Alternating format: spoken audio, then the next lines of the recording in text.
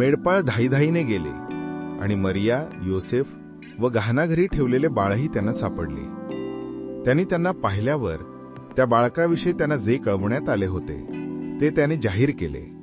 मग ऐकणारे सर्वजण त्या मेंढपाळांनी सांगितलेल्या गोष्टीविषयी आश्चर्यचकित झाले.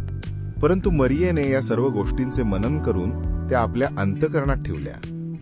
नंतर ते मेंढपाळ त्यांना सांगण्यात आले होते त्याप्रमाणे त्या सर्व गोष्टी ऐकून व पाहून देवाचा गौरव व स्तुती करीत परत गेले.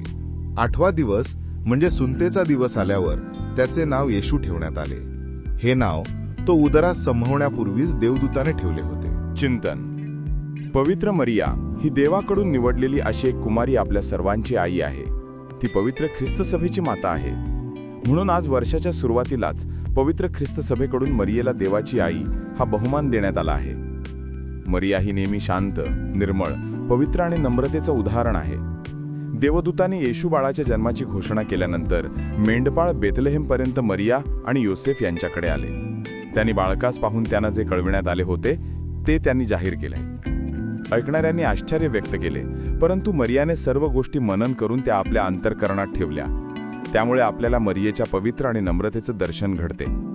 आज आपण नवीन वर्षाला सुरुवात करीत असताना पवित्र मरियेच्या चांगुलपणाचा व तिच्या सर्व गुणांचे अनुकरण करून तिच्यासारखे पवित्र आणि नम्रतेचं जीवन जगूया.